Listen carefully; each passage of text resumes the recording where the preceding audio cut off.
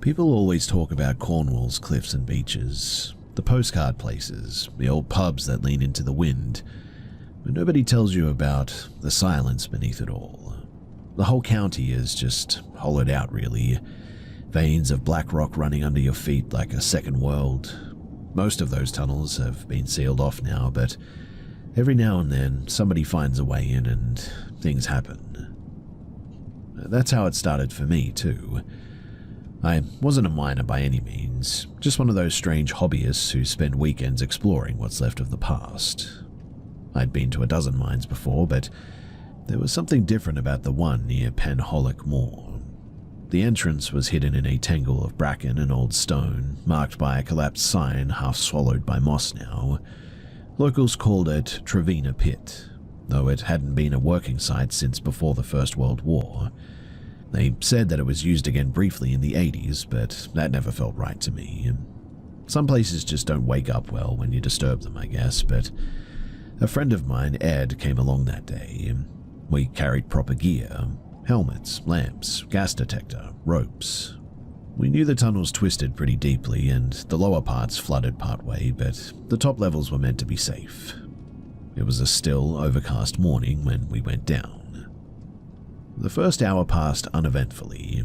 The air was dry and stale, our lamps catching glittering veins in the walls where tin and quartz still clung.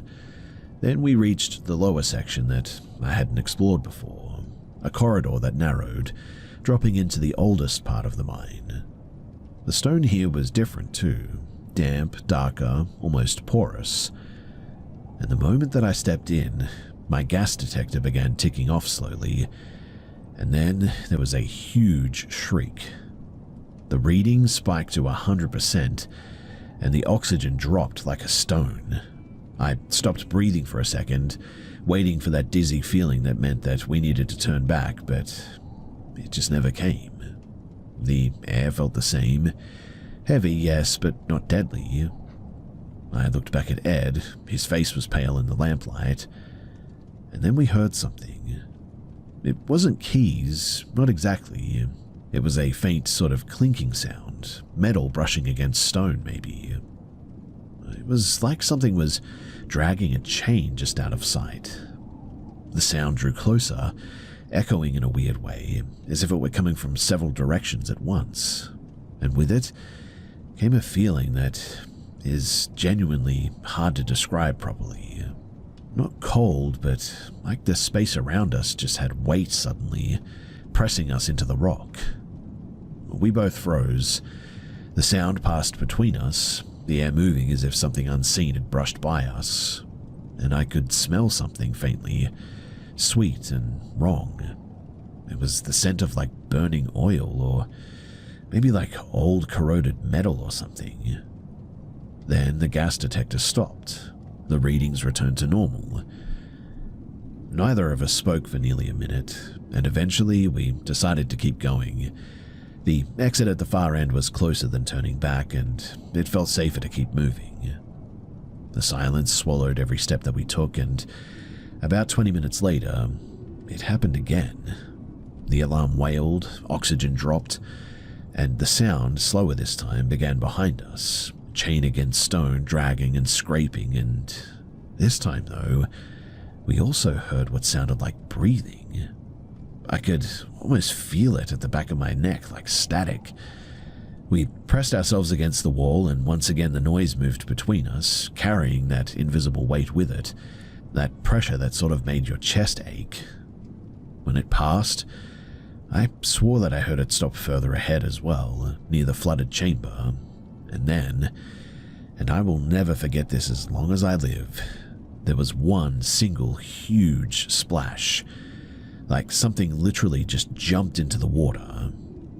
The alarm suddenly went silent, and we didn't wait.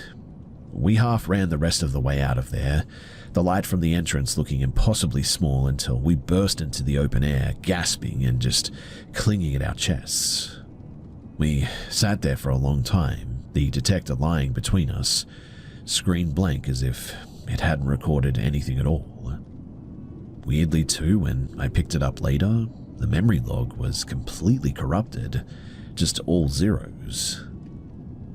And well, I haven't gone exploring since, and to be honest, I don't know when I'm going to go again.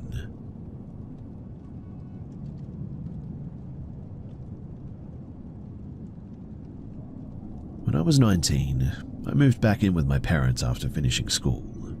We had just bought a modest house on the east side of the city that we lived in.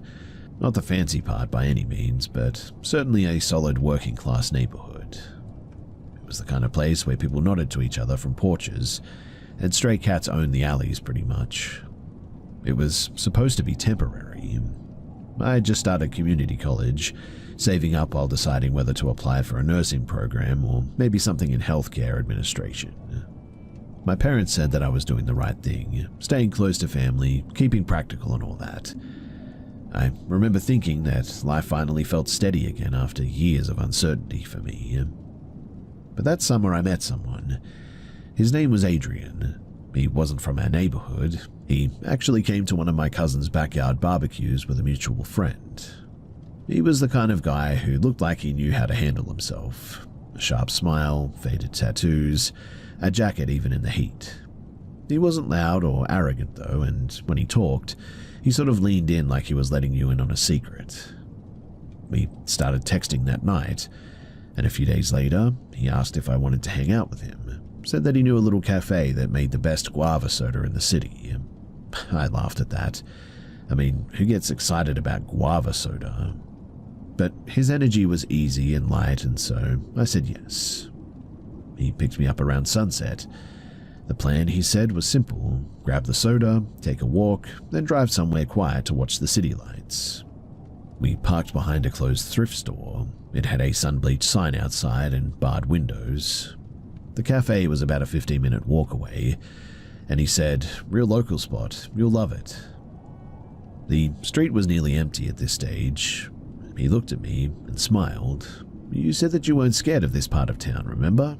Don't tell me that I've got to protect you." I guess my nervousness was pretty obvious, but something in his tone made it sound less like a joke and more like a dare, I guess. In any case, we started walking. Streetlights humming weakly above us. Every few blocks, he stopped to show me something on his phone. Like a meme, a clip, a story, like he was sort of buying time. I remember glancing at the sky, thinking that it was darker than it should have been. That was when I heard a car coming around the corner. A small silver sedan rolled up behind us, engine idling low. I thought that it was going to pass us, but it slowed until it matched our pace. The passenger door opened and a man stepped out, tall, wearing a hoodie pulled low. "Phone and wallet," he said. His voice shook slightly, like he was reading a line that he hadn't rehearsed enough. I froze, and Adrian didn't move. The guy kept his distance, one hand buried in his pocket like he might have had a gun, though I never actually saw one. His breathing sounded uneven though. "Come on," he said again, louder this time. "I don't want to hurt you." Something about the voice, the hesitation, the way he looked between me and Adrian, made my stomach drop. It didn't seem random. It almost felt like they knew each other. I could feel it, even if I couldn't explain how. He snatched my wallet, but not Adrian's. Then he ran back to the car and I caught a glimpse of the driver, just a shadow behind the glass, but they pulled off, tires squealing. I turned to Adrian and he looked strangely calm, almost relieved. "Are you okay?" he asked, way too casually. I said that we should go to the police and he shook his head. "You really want to deal with that right now? Let's just go and get the soda first. It'll calm you down." He said it like it was nothing, like I hadn't just been robbed. I remember walking the rest of the way in silence, clutching the strap of my bag like it might disappear as well, but at the cafe the lights flickered overhead and Adrian ordered for both of us 2 guava sodas and sat across from me, smiling like we were still on a normal date.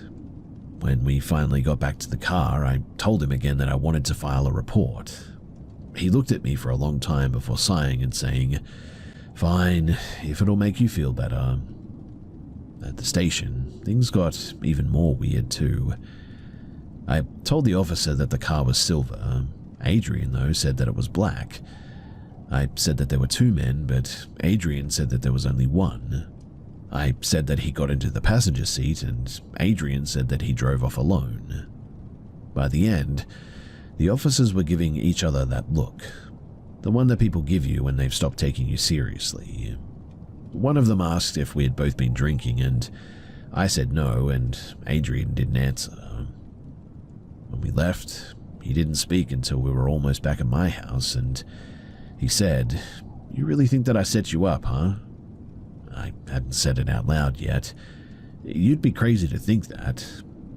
His voice was quiet, but his jaw was tight. I got out without answering, and after that, I never saw him again, not for months in fact.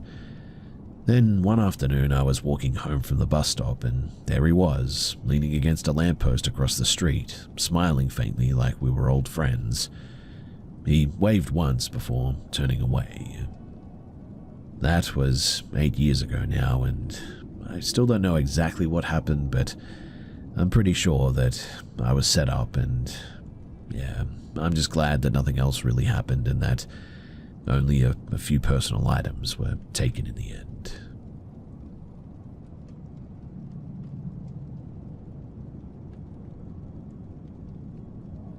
When I was little, my grandmother used to tell me that people like me were open. I didn't know what she meant at the time, but I think that she saw something in me, something that I've only come to understand recently. I've always been sensitive to strange ways, not just emotionally, though that's certainly part of it. What I mean is that I could walk into a room and instantly feel what had happened there before. If someone had argued, if something bad had occurred, it just sort of lingered, like static in the air, and I could never shake that. Even as a kid, I got attached to things that I shouldn't have. I had a shelf filled with like little trinkets that I swore had their own moods. If one felt sad, I'd rearrange everything else so that it wasn't alone. My parents thought that it was pretty cute, maybe a little bit eccentric, of course, but harmless. By the time that I was a teenager, I had learned to ignore the odd feelings that came with being around old objects or certain people. But when I turned 21, I started actively trying to understand it a bit more. I began reading about intuition, energy, and spiritual channeling. I thought maybe I could use my sensitivity for something meaningful. Who knows, maybe even help some people. I started journaling after meditation, letting my hand move on its own while I focused on the presence that I felt nearby. Sometimes I would draw faces that weren't mine, names that didn't belong to anyone that I knew. I kept everything in a notebook under my bed. And at first, it was comforting, really. It felt like proof that I wasn't just imagining things. But after a few months, something changed in the tone of what I was recording. The words became fragmented, darker and repetitive. Things like, "we see you" and "the gate is open." That was also when the atmosphere of my house began to shift with it. The air would feel, I don't know, like heavy, especially on the stairs, as though someone was right behind me. I started hearing soft knocks in the hallway late at night. Sometimes, when I turned off the lights, the space between the furniture looked almost distorted too, like something was there just out of sight. I tried all of the usual things, cleansing rituals, salt lines, prayer. The more that I tried, the worse it seemed to be getting too. I would also wake up with massive pressure on my chest, unable to move. And one morning I found a handprint on the fogged mirror in the bathroom, way too large to be mine or any of my family members. It was way too long in the fingers. Well, the night everything changed, I woke up because the air was absolutely freezing. I could see my breath and the room was just full of shadows, but they weren't still. They were like rippling, like something submerged beneath dark water. I sat up, and for a split second I thought that I saw figures. Thin, blurred people standing along the walls, Their heads were turned toward me, but their faces didn't look human anymore.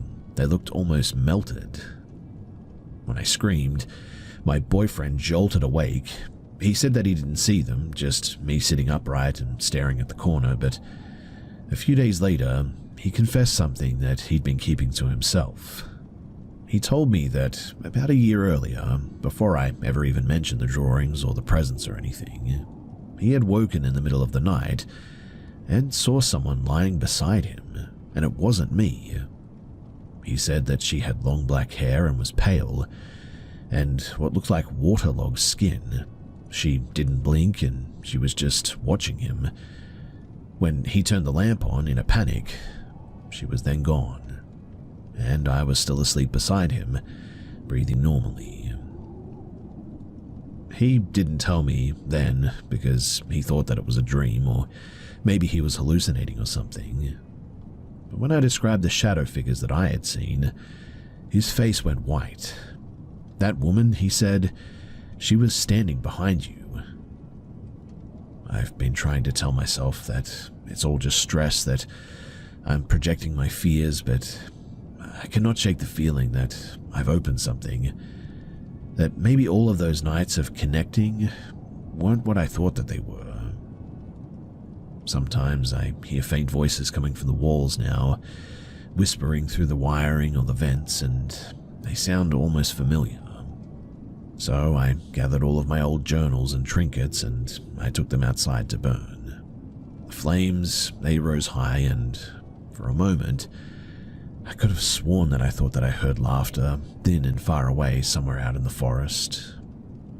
The fire went out faster than it should have too, like something smothered it from within, but since then, thankfully, the house feels quieter, but I am still remaining vigilant because, I don't know, something tells me that this just isn't over.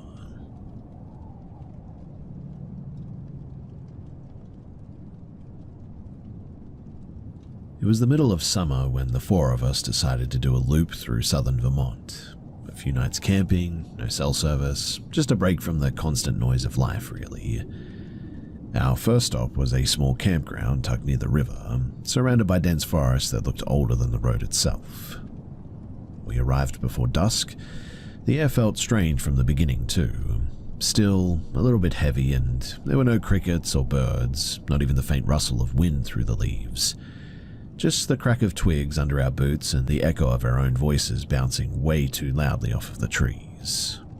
Feels like someone hit the mute button on nature, my boyfriend joked, trying to sound casual. We all laughed, but we definitely felt like it was off too.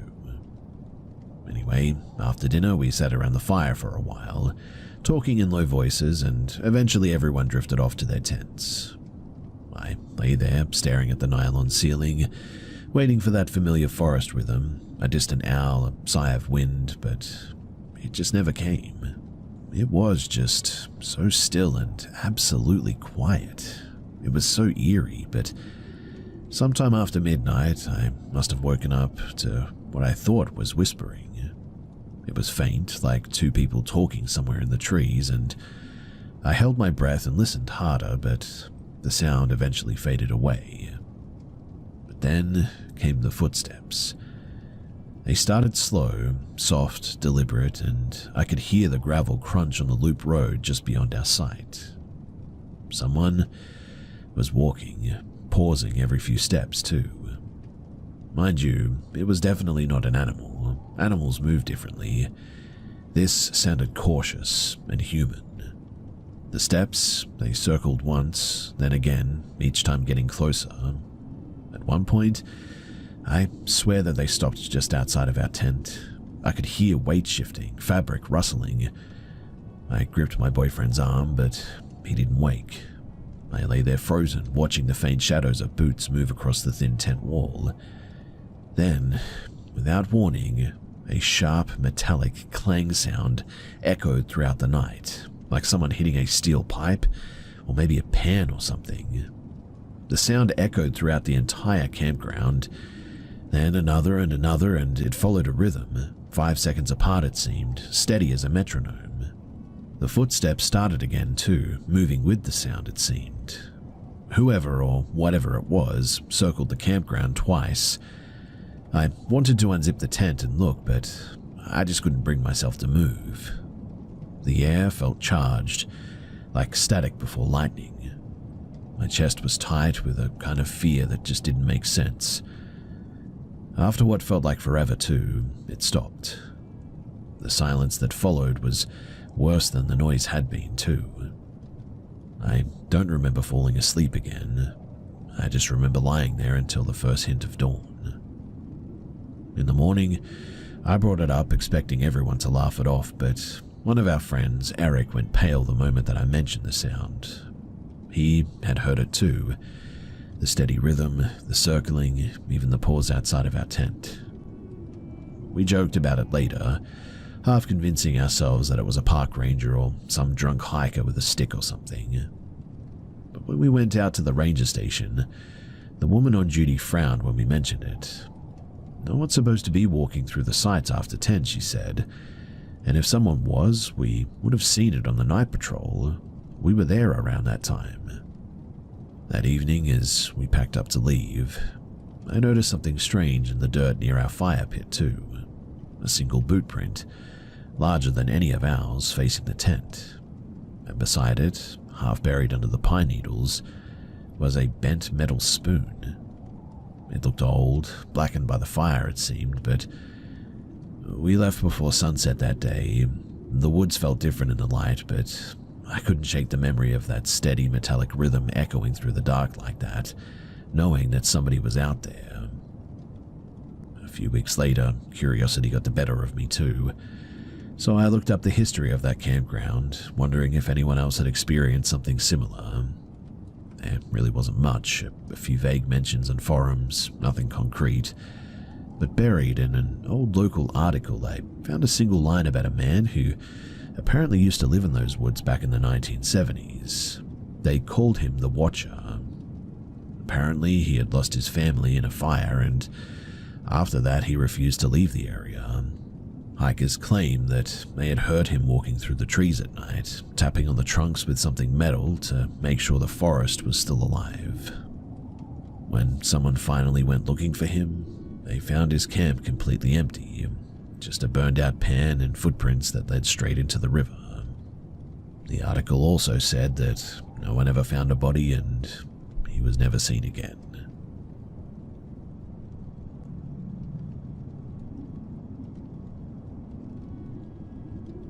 When I was 24, I picked up seasonal work at a fall attraction just outside of town. One of those sprawling farm setups with like corn mazes, haunted barns, and hay rides that loop through the woods. I'd been between jobs and I figured that a few weekends scaring people would be easy money. The section that I worked in was near the end of the hayride route, where the tractor passed through a bit of a stretch. Our set was pretty simple. An old circus tent with flickering lights, carnival music, and actors dressed as clowns that would dart out when the wagons rolled through. It was loud, chaotic, and honestly kind of fun. Behind the tent, though, were nothing but trees, a dense patch of woods that ran along the back of the property. There was a dirt path that led out there, probably used by staff years ago, but no one really went past the first few yards for the most part. Even during the day, it always felt dim back there, like the canopy just never let the sunlight through. Well, on one of the last weekends in October, I took my usual break after a hayride group had passed, and it must have been close to midnight. The crowd noise had faded toward the main field, and for the first time that night, things were quiet. I sat on a plastic crate by the side of the tent, lit a cigarette, and I scrolled through my phone while the wind pushed dead leaves along the trail. The moon was unusually bright that night, so much so that I didn't even need my flashlight tonight. That's when I noticed movement on the path, slow, deliberate, and heavy enough to crunch the gravel. At first I thought it was someone from another section heading back to the staff area, but the shape was wrong. It was pale, almost luminescent in the moonlight, and tall, unnaturally tall. I would guess that it was at least 8 foot tall from what I could tell, maybe more though, and it was also sort of walking on all fours. its limbs far too long for its body, bending at angles that made my stomach tighten just watching it move. I sort of sat there frozen. It wasn't fear at first, but more like my brain just couldn't decide what I was seeing. This thing's gait was uneven though, almost glitching. What I mean is that it would step forward, pause mid-motion, and then continue in a different rhythm entirely, like its body just couldn't keep up with itself. Then it turned its head toward me. Now, I say head, but it wasn't really a face on this thing, just a smooth, pale surface where features should have been. But I knew that it was looking at me though. I could feel it. My hands began to tremble so badly that I dropped everything that I was holding. It didn't stop moving though. It just sort of kept drifting along the path, slow and silent, its outline warping slightly every few seconds, like it was stepping through layers of air that didn't match the rest of the world. When it reached the bend in the trail, it leaned its body sideways, like it was observing me from a different perspective, and then slipped behind the trees and it vanished. I sat there for maybe a minute, not even moving. Then I bolted to the other side of the tent, where a few co-workers were talking near the generator. I must have looked like hell too, because one of them asked if I was sick, and I told them what I saw, half expecting them to laugh at me, but instead there was just a really long pause. Finally, one of the older guys, a guy who had worked there for nearly a decade now, just said quietly, "You saw it too, huh?" He then told me that apparently a handful of people over the years had claimed to see something in those woods. Always white, always sort of faceless, always walking along that same trail. One girl quit mid-season after seeing it, leaning halfway out of the trees during her smoke break. The owner supposedly had the area sealed off for a few years, but the sightings never stopped once it reopened. No one could ever get a photo of it, because phones would always freeze or lights would flicker when it appeared. Some of them said that it just didn't like to be noticed, but that once you see it, it makes sure that you never do again. I laughed it off at the time, but I also didn't take another break alone after that too. When the season ended, I promised myself that I would forget about it, and mostly I did, until 2 weeks ago when an old co-worker messaged me out of the blue, and he sent me a photo that someone took near this place, a blurry moonlit shot of the trail, and there seemed to be something pale or sort of obscured standing halfway down the path. Too tall for any person, its limbs blurred and its shape wrong in that same impossible way. Again, it was super blurry, so hard to tell, but because I had seen this thing before, I am confident that that is some sort of a photo of whatever this thing is.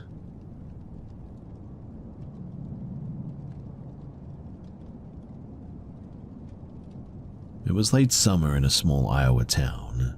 I'd been living there for a few months, renting the upstairs of an old house on the edge of town. My tap water at the time had that terrible taste to it, and even my cat wouldn't drink it. So every few nights I would walk to the park to fill bottles from the public fountain. It wasn't too far, maybe 10 minutes, and I liked the quiet anyway, so it wasn't a big problem. That night though, the quiet wasn't comforting. The main street was still alive when I passed through it.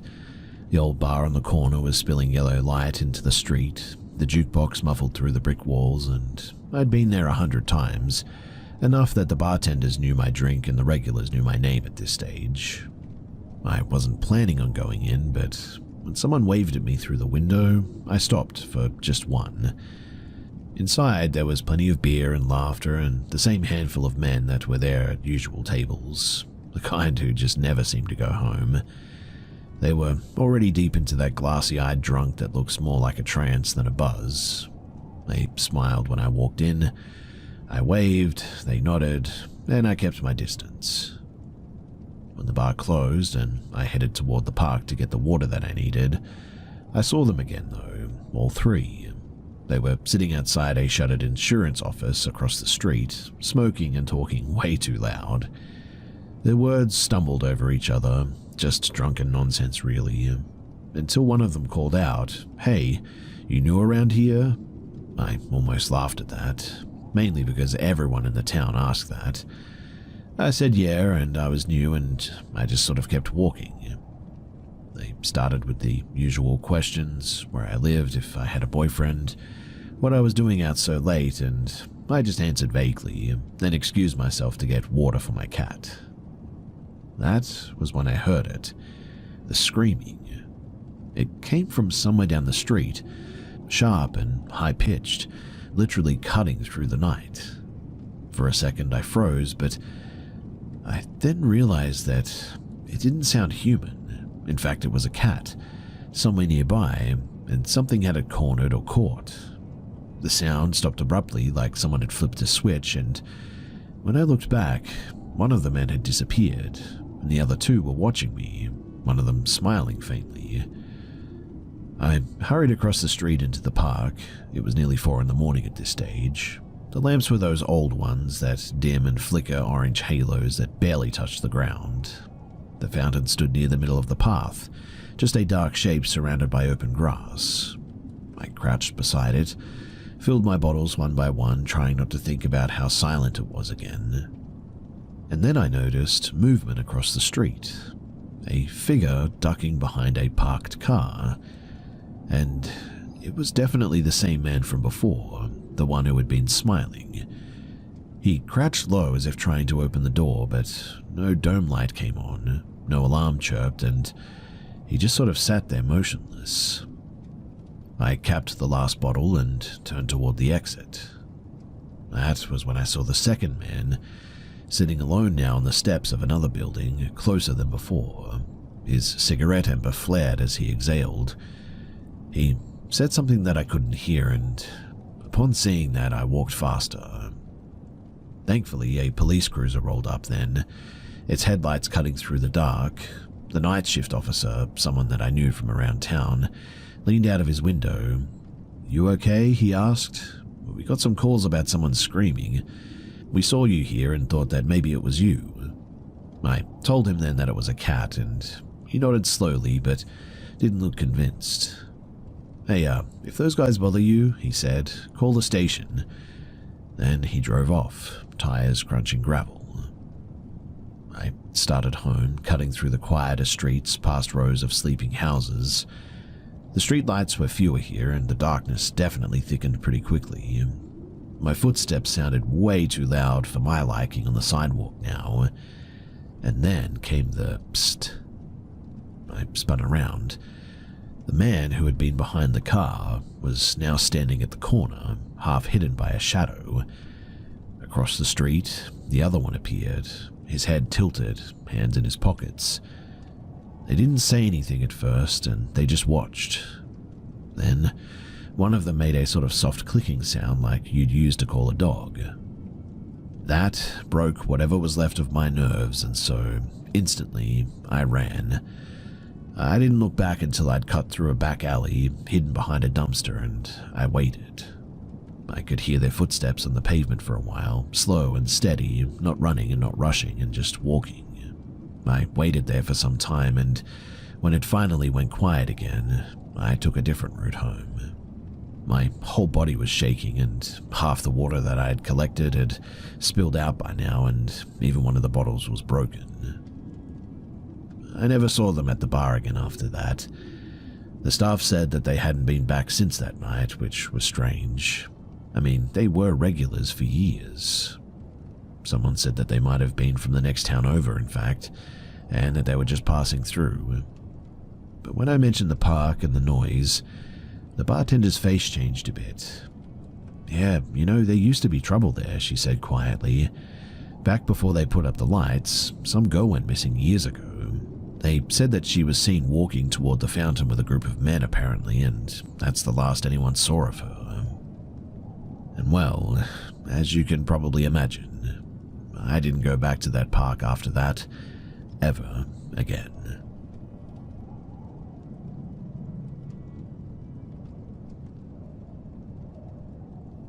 For weeks I had been trying to convince myself that the man downstairs was just lonely. That was easier than admitting that he actually frightened me. He lived directly below my condo, in a unit, and seemed to appear whenever I stepped outside. Sometimes he was already there, sitting on the bench by the mailbox, motionless, as if waiting for something. Other times I would catch a flash of movement through the stairwell window just as I reached for the door. He never smiled exactly, but his mouth stayed slightly open, like he was always about to say something but just never did. Lately I had taken to smoking only during the day, because at least in daylight the strange quiet around him just didn't feel so heavy. At night, the wasps came out though, big black and white things that thudded against the balcony rail. They landed on me sometimes, enormous and slow-moving, like they were curious, but I started smoking downstairs because of this by the garage instead, telling myself that it was just a temporary thing. And that is where it happened. It was late afternoon, warm enough for the air to shimmer above the pavement. I was halfway through a cigarette when the door to 3B cracked open. He shuffled out, wearing the same wrinkled grey sweater that I'd seen him in all week, and without a word, he sat beside me on the concrete ledge, way too close. Nice day," I said, just to break the silence a bit. He didn't answer right away. Then, in a thin, oddly high voice, he said, "You came back." I frowned. "Back?" He smiled faintly. "You said that you would. You promised." It wasn't the first odd thing that he had said to me, but the repetition in his tone made my skin prickle. I tried to keep my voice light. "I don't think that I did, but okay, maybe you're thinking of someone else?" He shook his head and said it again, louder this time. "You promised." Something in the way that he said it, slow, deliberate, with a childlike cadence, made the hair rise on my arms. I started to stand. He reached out, catching my wrist. His grip wasn't hard, but it was wrong. It was too steady. I laughed nervously, trying to pull back. "Hey, I've got to go upstairs, but I'll see you later, okay?" He didn't let go. His voice dropped lower, almost trembling. "You said you would come down. You said that we would hang out." My stomach twisted. "You never answered my text," I blurted out, hoping that logic would fix whatever loop his mind was stuck in. That was when his face changed. His jaw tightened, and the pale blue of his eyes seemed to lose focus. "You're lying," he whispered. "You're lying again." He yanked my arm, and I stumbled forward a step before wrenching myself free. He staggered and hit the side of the building, then straightened up slowly, way too slowly. And for one horrible second, I thought, genuinely, that he was about to lunge again, right at me. And so, I ran. By the time that I had reached my floor, I was crying so hard that I could barely see. My husband opened the door before I even touched the knob, and I must have looked wild, shaking, gasping, trying to explain what happened, and he instantly called the police. They came, talked to both of us, and then went downstairs to question him. Through the window, I saw the flashlight lights wash over the courtyard. One of the officers gestured toward the man's apartment. The door to 3B was wide open. I couldn't see much, just the faint outline of furniture, and on the floor a pile of what sort of looked like folded women's clothing. The officer came back a few minutes later and told us that he had spoken to the man, said that he seemed confused and possibly medicated, and that it was probably best if we avoided further contact with him. That was all. No arrest, no warning, just a soft suggestion that didn't feel like enough. That night, I didn't sleep too. I kept thinking about how cold his hand felt, how certain that he had sounded when he said that I promised. 3 days later, I went down to meet my father out front. He was stopping by for lunch. The sun was bright, the air heavy with that sharp, early autumn smell of dying leaves. I almost convinced myself that everything was normal again. But then I heard it. That same thin, reedy voice. Hey, he was standing by the dumpster this time, hands folded like a child in a school portrait. You're leaving again? Before I could answer, my dad's car turned the corner. He saw the man, got out and said something that I couldn't hear, firm and commanding though, and the man flinched, took a few steps backward, and then literally bolted around the side of the building. Genuinely, I thought that would be the end of it too. But that night as I was locking the balcony door, I noticed something on the glass. A small handprint. Not dusty, not oily, but faintly wet, like condensation pressed from the outside. Mind you, we live on the 4th floor and I don't smoke out there anymore. I don't walk past the garage anymore, not even in daylight, and I really don't know what's going to happen, but I am certainly going to be very, very cautious.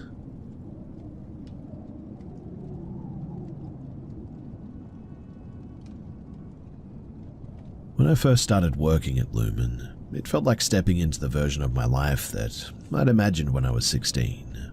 The glass storefront, the soft music, the endless rails of silk and linen that shimmered beneath white light, it all felt like a small kind of perfection. My co-workers were kind too, quick with jokes and advice, and I found myself actually looking forward to the long shifts. The store?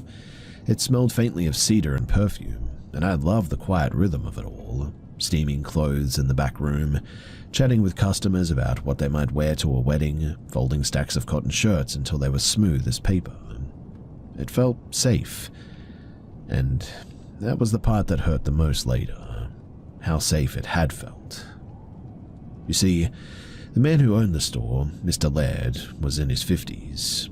I'd always thought of him as a distant but polite person.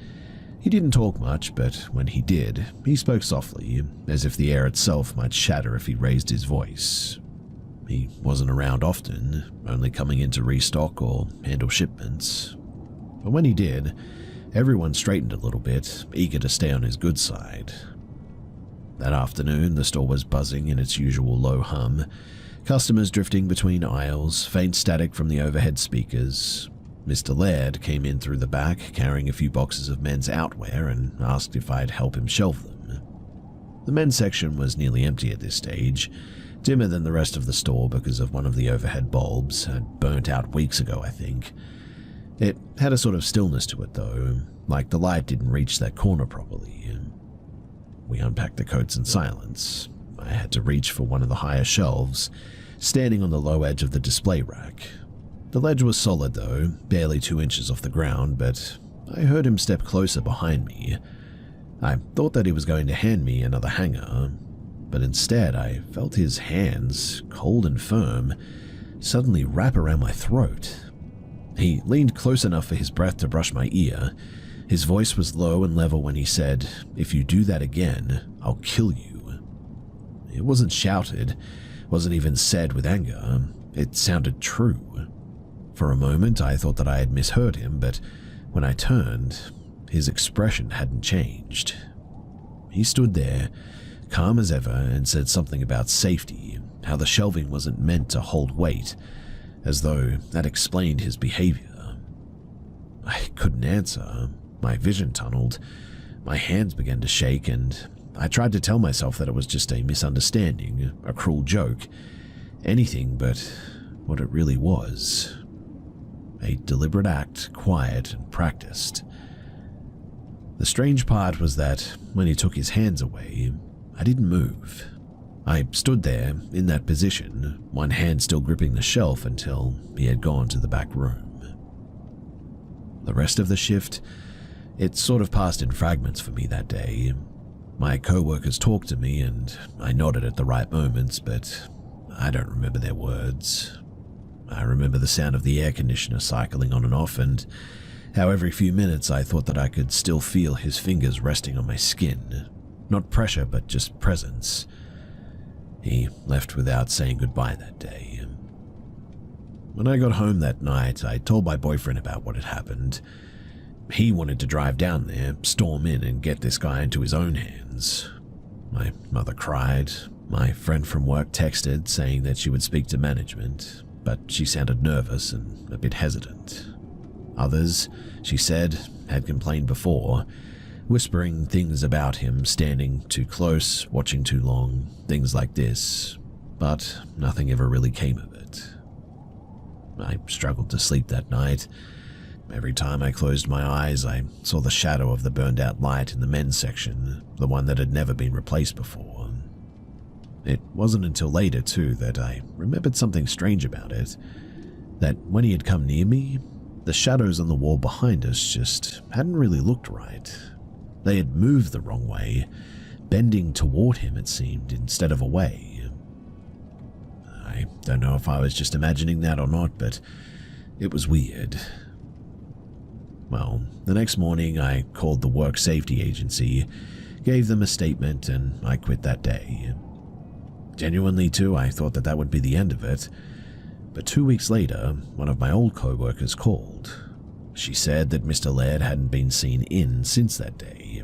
His office was locked, and when they'd finally gotten to the property manager to open it, the inside was completely empty. Not tidied up, but empty, completely stripped. No computer, no papers, no boxes, nothing but an old mirror leaning against the wall. She told me that sometimes, late at night when she closes, she also hears the automatic doors open on their own. She'll look up, but the security camera monitor always goes black for just a second. She doesn't really know what to make of it, but it only started after what happened to me. And she swears that the last time that it happened, the light over the men's section flickered back to life again. She said that she felt stupid saying this, but for a moment, she said, she saw a tall shape standing there, just under the hum of the white light. It was only there for a very brief moment, and she blinked and it was gone, but she could have sworn that something was there. I personally don't know what to make of any of this, but if you have any ideas as to what any of this is all about, well, I would love to hear your theories. Thanks for listening.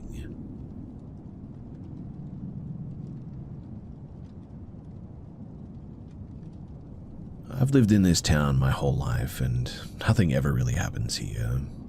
It's the sort of place that is way too small for crime, and also too quiet for comfort. Just a few rows of houses pressed against a river, one main street, one pub, one shop. That's it. After dark, it genuinely feels like the whole place exhales and goes still here as well. So, it was about 10 when I decided to walk to the corner shop. I'd been watching something on TV, but the picture had started flickering in that way that sometimes does when the fog rolls in here. I needed some milk, and the air outside looked soft and white, like breath trapped in glass, and I put my coat on and stepped out.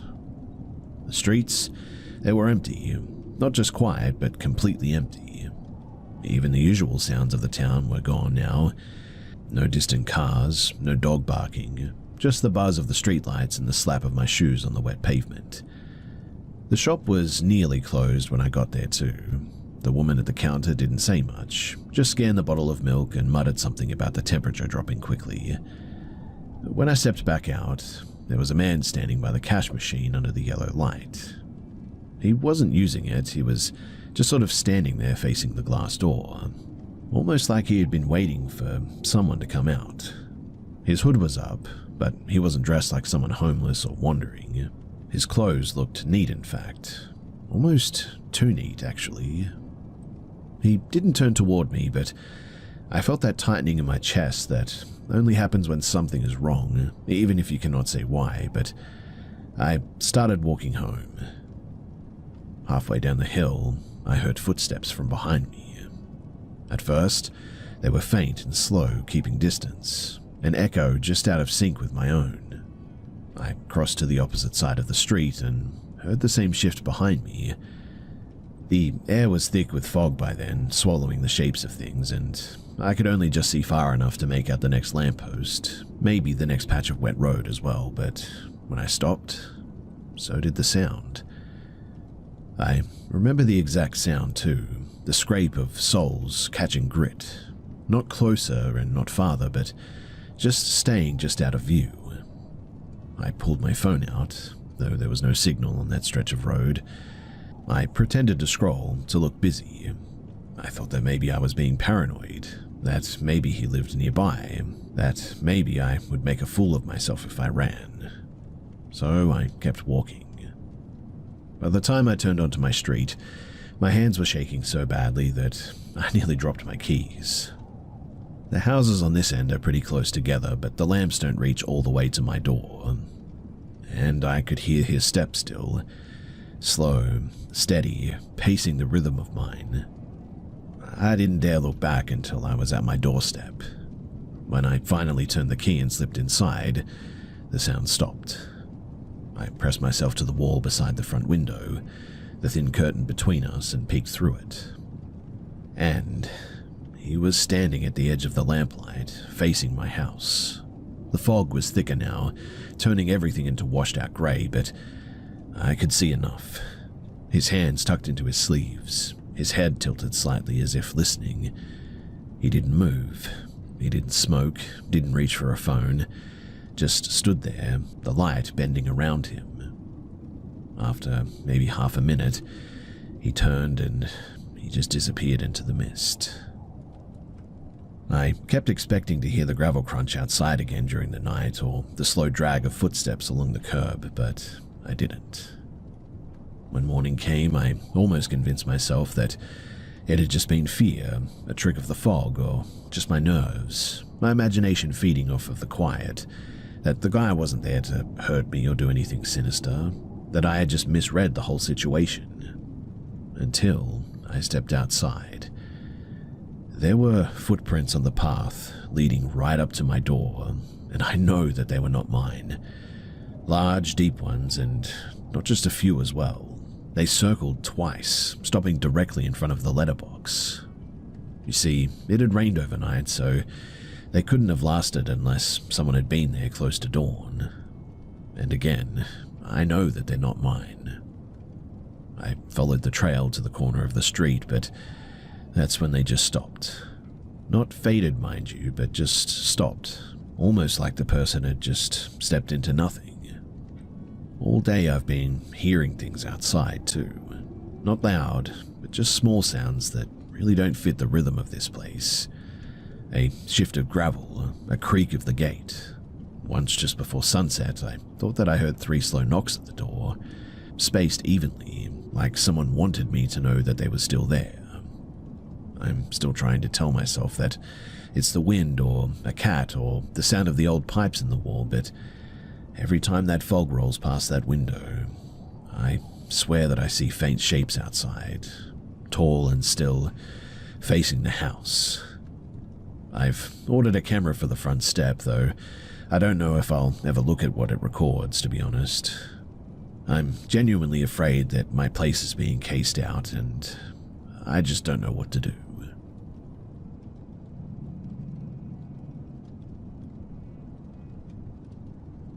This all happened during COVID times when I decided to visit my old friend Ben. We hadn't spoken much since the year before, but he had moved to a weathered coastal town about 2 hours south, and I'd been craving something like normalcy. The roads were empty, the sky clear, the radio full of half-hopeful voices saying that it would all be over soon. His new place was small, a sloping bungalow at the edge of a cliff that overlooked the sea.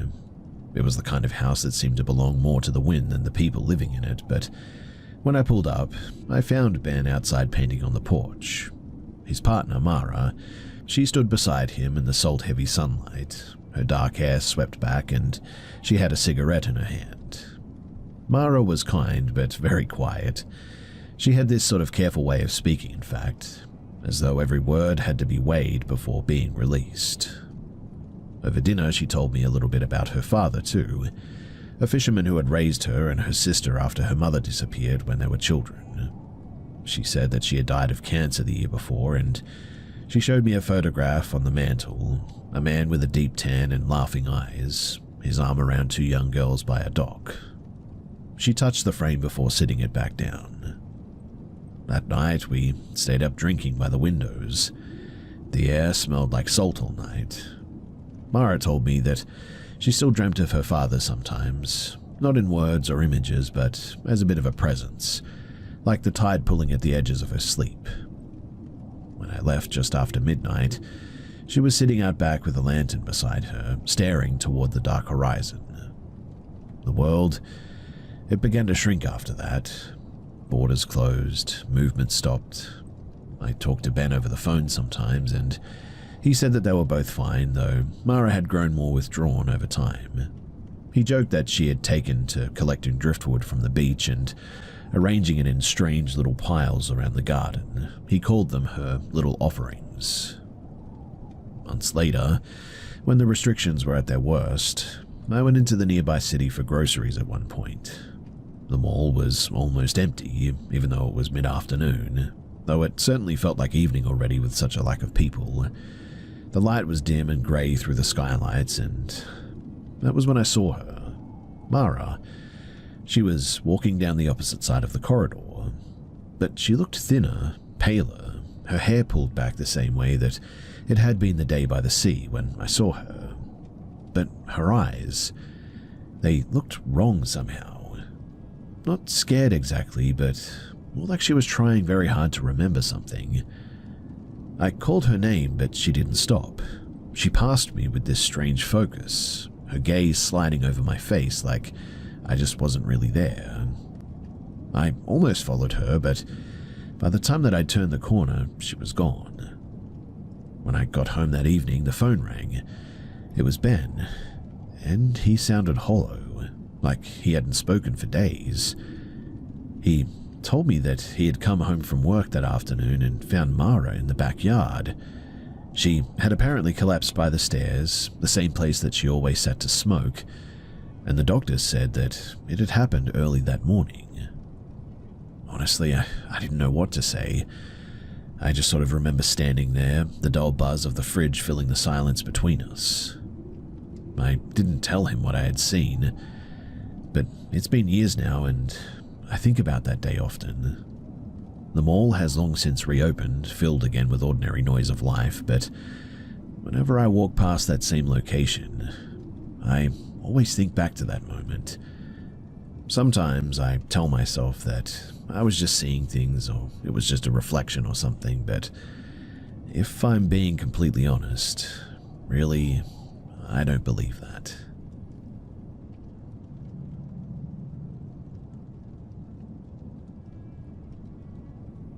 I've been riding in the southern forest since I was a kid. Out here, the land sort of folds in on itself too. Ridges, bluffs, creek beds, you name it. You could ride all day and still not see another person. Well, a few months ago, I took my mare Daisy out for a long trail ride with my friend Claire. Her mother ran a campground along the edge of the Shawnee National Forest, and we had made plans to follow one of the older bridle paths that cut across the low valley and looped back around through the pines there. We left just after sunrise. The air was clear that day, and it was a really good day. Claire's mother's dog, a big shepherd mix named Hank, he trotted ahead of us, tail wagging like he owned the place. It was just one of those perfect mornings. Birds singing, the sound of hooves on packed dirt, the rhythm of creeks passing beneath us, and we had been riding for maybe 2 hours when we came to a fork in the trail. The main path followed the creek, but there was a new sign nailed to a tree where another trail branched upward toward the ridge. Someone had scrawled, "Caution, difficult terrain," in bright orange paint there. I had heard talk of it around, how it wasn't properly cleared yet, how it ran too close to the cliffs and all that. We decided to stay on the creek route instead. Just as we started around the base of the hill, Hank darted ahead into the tall grass, barking once before vanishing from sight. Claire called after him, but the only sound that came back was the creek moving slow through the stones. We heard something too, and at first I thought it was Hank, a sort of high broken yelp like he had caught his paw on something or hurt himself. But it didn't stop. The sound rose and sort of cracked and turned into this awful wailing all of a sudden, like an animal suffering while it was dying. I've worked in animal rescue for years, and I would say that I've heard pretty much everything by this point. Pain, fear, panic, but this was different. It was almost like something was mimicking the sound of a dog without knowing what made it real. Well, the horses instantly froze. I could feel Daisy's muscles tightening under me and her ears flickering toward the hill. The sound was coming up from there, and it was somewhere on that new trail. Maybe somebody's dog was hurt, Claire said, already calling out hello and is anybody there? But there was no answer. We moved slowly through the creek, trying to get a better look, but the trees grew thick on that slope and nothing was moving. But the wailing, it kept going, steady, and sort of terrifying now, until the moment our horses turned away. Then it suddenly stopped, just like that.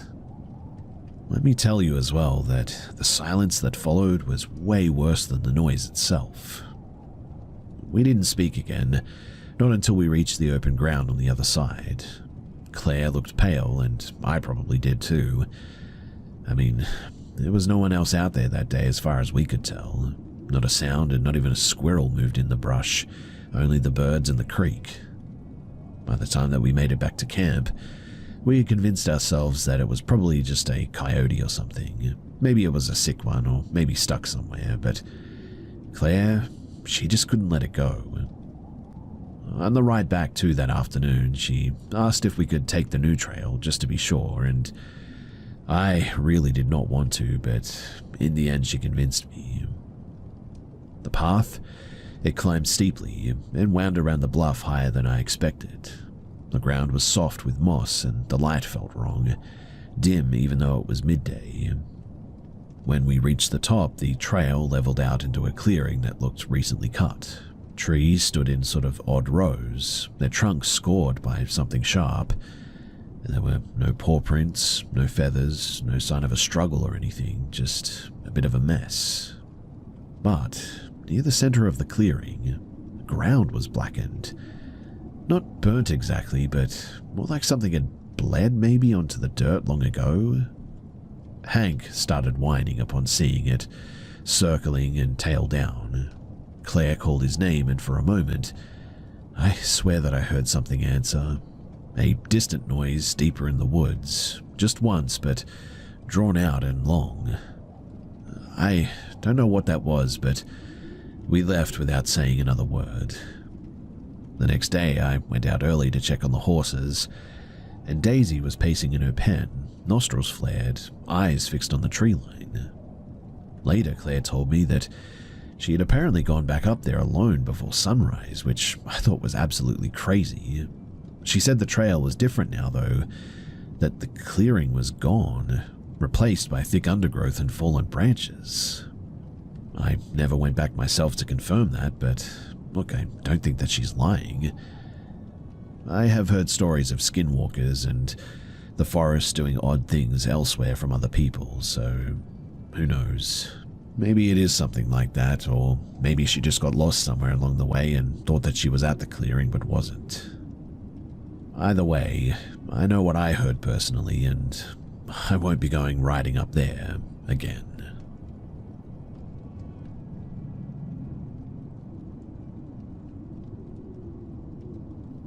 When I was little, I thought that my family was just eccentric. The kind of people who made meaning out of coincidences and swore the dead could still eavesdrop. They would whisper things like, "We attract the old ones," or "Magdalena left the door open too wide again." I never really understood what they meant, only that they said it with a strange mix of fear and sort of pride. Now that I'm older, though, I wish that I had never learned what they were talking about. My great-grandmother, Magdalena, came from Lithuania during war times. My father says that she crossed the sea with nothing but a wool coat, a pocket knife, and a set of rosary beads that weren't hers. No one ever explained where she had gotten them from, but she just never let them go. When she died, they went missing before the funeral, apparently, and my aunt swore that they had been on the bedside table that morning. After her passing, the family stopped talking about her at all. The stories, the superstitions, the rituals, all of it faded like it had been rehearsed for a generation and then deliberately forgotten. But forgetting, it doesn't always work, right? The first time that I noticed something strange, I was staying at my grandmother's farmhouse. It sat on a patch of dry land surrounded by broken fencing and overgrown wheat. Catherine was a bit of a storyteller, let me tell you, the kind who could make a breeze sound haunted. I used to think that she would exaggerate for fun too, until one night when she told us about the tapping. She said that after her husband died, she started feeling someone tapping on her lower back when she tried to sleep. Gentle at first, like a finger tracing a message, and she thought that it was a dream until the dog started growling at the empty hallway. She moved to the couch for weeks after that, but the tapping, it seemed to follow her there too.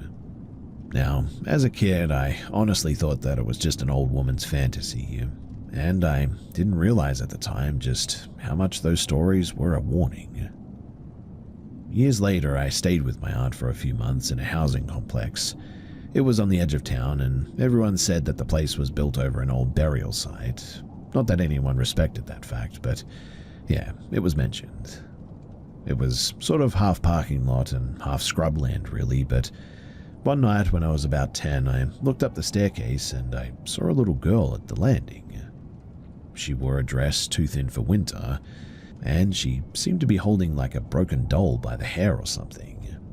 She didn't look at me, she just whispered something that I couldn't understand and then literally vanished behind the wall.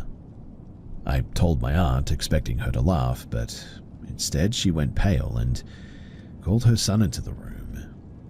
He told me that he had seen her too, years before, the same girl, the same place, holding the same doll. After that, my aunt sprinkled salt across every doorway and made us sleep in the living room for 3 nights at least. At that time, I thought that I had imagined the whole thing, but when I asked my cousin about it years later, he got quiet and he said that it wasn't a girl that he had seen, but it was something pretending to be a girl. That line always stuck with me too, because it was quite creepy to think about. Well, my family has always brushed up against strange things and shapes in doorways, faces in windows, voices calling from rooms that nobody's in. My father told me once about driving home late with his brother, seeing their grandmother's silhouette washing dishes through the kitchen window of an empty house, and he said that she looked peaceful, scrubbing a plate and holding it to the light the way that she always had. When they went inside, the sink was dry though, the window latched, and there was no one there. He told it like it was funny, but personally, I never really found it that funny. The older I got too, the harder it became to dismiss these things, especially after the night that I decided to prove that none of this was real. So my friends and I had heard of a haunted road out near the quarry, a strip of cracked asphalt lined with some trees and the occasional rusted mailbox. I brought a cheap camera, determined to catch nothing, but we walked into the dark laughing and pretending not to be nervous. And when we looked back at the photos later, every image with me in it had the same thing. There was what looked like a ball of light hovering near my shoulder. Now, this was not a lens flare, not a dust or a bug, just this faint pale sphere. It almost looked like a second moon, in fact. And whatever it was, it seemed to follow me for years after that. Not visibly, because I never saw it again in photos, but I would sort of feel it, I guess you could say. It sort of felt like the way that someone stands behind you and you just sort of know that someone's there. It's like the hairs on the back of my neck were rising when I would walk past mirrors, and I would sense something waiting for me in my dreams, always just off to the side of me. And look, I know that that's weird to say, but that's just what it felt like. My friends used to joke that I had a sixth sense because of this, and I just brushed it off as intuition, a coincidence, or maybe something that I'd learned from my family's paranoia. Who knows? Sometimes, though, I could predict things before they would happen. Small things, too, very uncanny. Like my husband asked me once how I knew the neighbor's cat would die before we found it on the road. Honestly, I didn't have an answer then, and I still don't now. I just sort of felt it. A few years ago, I tried to trace Magdalena's old belongings too, the rosary beads specifically, and I wanted something tangible from her life, something to connect all the pieces, but there's just no record of them in any estate papers. Also, no one remembers seeing them after her body was taken too, which is weird, right? My father insists that she was buried with them. My aunt swears that she wasn't, and I don't know what the truth is, but all I know is that weird things happen with my family, and this is just another one of those mysteries.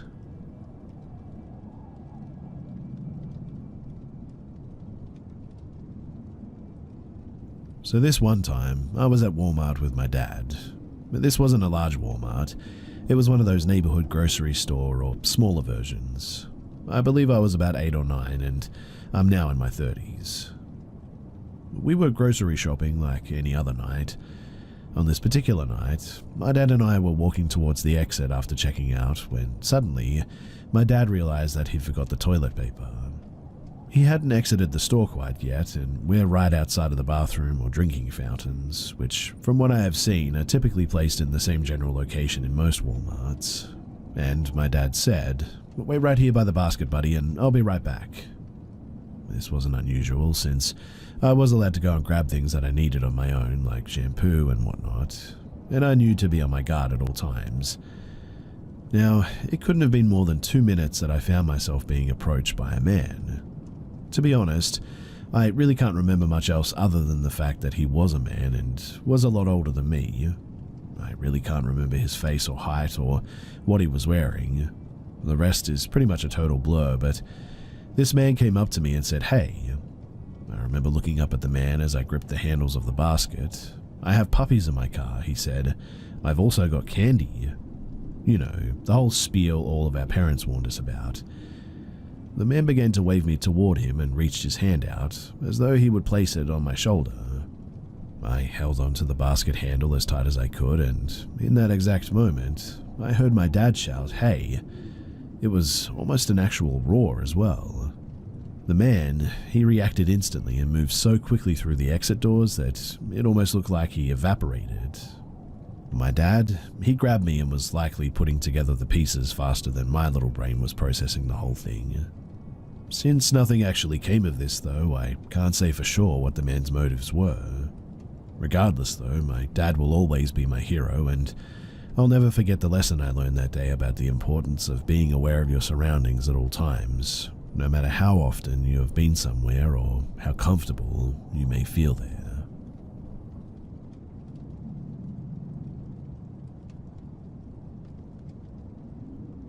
I live a little ways out in the woods, on a small dirt road with a few neighbors who also live on our small street.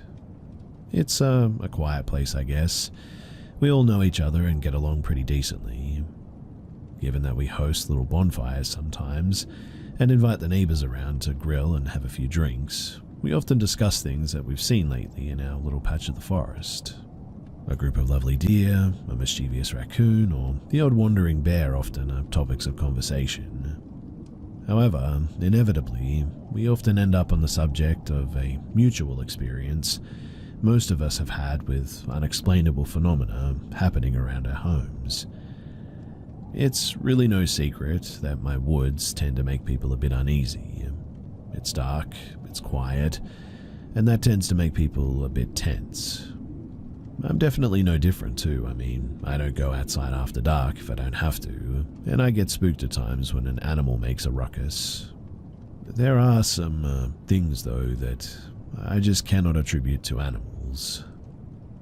To start though, I have to go all the way back to when I was 13, when I first moved onto this property. I often felt watched at night, I guess you could say. I was terrified to sleep without the lights on.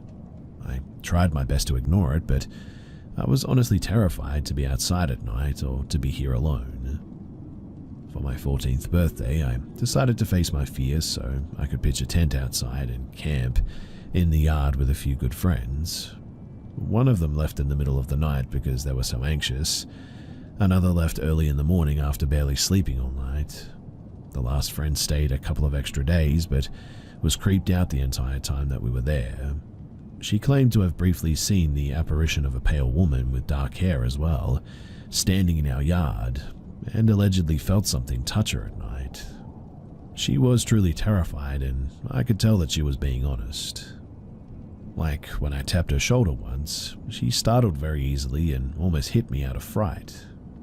This was very abnormal for her, and I spoke to my uncle who lives next door about the woman that she saw, and to my surprise, he claimed to have also seen the same apparition multiple times. He wasn't even surprised when I brought it up. I moved out not long after this, but recently I've moved back here. Since returning as an adult, I've heard several stories from my family and neighbors about weird phenomena like this too. My uncle has seen the lady, but also shadow figures, and heard some unnatural noises coming from the woods at night. As a man who has lived out here for over 40 years at this point, he's very familiar with the unusual sounds of animals and nature, and he didn't think that these sounds were natural. His wife has also seen shadow figures and weird masses of black energy. She claimed to have been pushed over by an unseen force after witnessing one of these black masses of energy, and she has never gone outside at night since then. My grandmother claimed to have been chased by a shadow entity several years ago on this property while walking back from my uncle's place.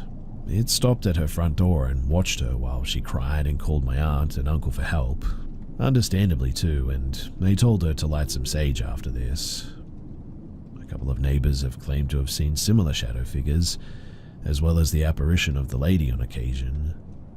I still feel watched, and I regularly cleanse my house to keep, well, whatever this is, out there as far from my home as possible. A good friend of mine, when I first moved back in, called me with concerns over a dream that she had too. This was before she had even set foot on my property. She described my property perfectly, and described seeing the same pale woman that multiple people now have seen. I was understandably shaken by this, considering that she'd not once been to my home at the time, and I hadn't really discussed the weird happenings with her at all. She did spend the night one time, but after that just refused to do it again. My street is honestly super creepy, and I've come to accept that something more is here. With all of the shared experiences, I just cannot deny that something is out there now.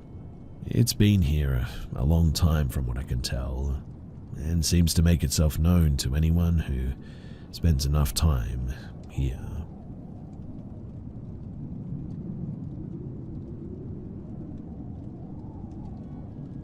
For context, this teacher was in his late 50s to 60s and was highly respected in the small Central Californian community that I lived in at the time. He was the AP economics teacher at my high school. This took place about 15 years ago when I was a senior. I remember several weird experiences with this teacher, like one day in class, and I don't know how it was brought up, but Mr. Smith decided that he was going to give our class a mental exercise. I didn't think anything of it, but then again I was a pretty innocent and naive teenager at the time. The class went along with it and didn't see an issue with this, but I remember him saying that he was also a psychology professor at the local university. Anyway, he told the class to close our eyes and meditate for a few minutes, and begin thinking about immersing ourselves in a body of water. He said that it was okay if we envisioned a river, a creek, an ocean, or whatever, but he stressed that it had to be water that we were imagining ourselves in. So I begin letting the thoughts come, and I imagine myself next to a creek bed, throwing rocks into the water. You can stop now, open your eyes. The exercise was done. He told us to remember our visions, and he said that he was going to ask each of us what we imagined. Mind you, the class was split between girls and boys, so each of us go around, one by one, and tells the class out loud what we thought about. I remember a boy in my class said that he imagined himself in a rushing waterfall, and there were girls that mentioned that they were swimming in a lake, fishing at the pond, and so on. My turn came, and I told Mr. Smith in our class that I imagined myself next to a small creek. I specifically remember that he has this sort of weird grin the entire time each of us were telling him what was in our minds during this exercise.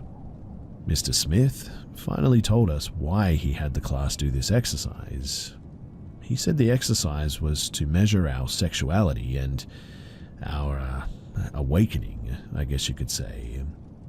He said that the people who envisioned themselves in large bodies of water had a high drive, while the students who were in calmer and smaller environments of water hadn't really tapped into their sexuality yet. The boy who had the vision of being in a waterfall made a joke and the whole class laughed. I just remember thinking, though, that it was really weird. I looked around at the class and it didn't seem like anyone was uncomfortable, I guess. If they were, they didn't voice it or express it. Mr. Creepy, though, also did this thing where he would pick on a student and ask them a very specific question from our economics textbook. If the student didn't give him an answer that he liked, he would stare them down for literally what felt like a minute without saying anything. You could feel the tension in the class too in these moments, and usually the student with the wrong answer would sink down into their seat with humiliation. Anyway, a few months later, I approached Mr. Smith after class and asked him what I could do for extra credit. I only took away a few things from this conversation. I remember him telling me, "You're incredibly smart. I don't think you need extra credit." Okay, but still I wanted extra credit. So then he says, "I love your shirt. Where did you get it?" I was wearing a shirt with a unicorn, a yellow yield sign, so I told him that I bought it at a thrift store called Red Light, located in Seattle, where I'm from. He had this stupid grin on his face and asked, "What is it?" And then he said, "You know that Red Light is a explicit site, right? Did you know anything about that?"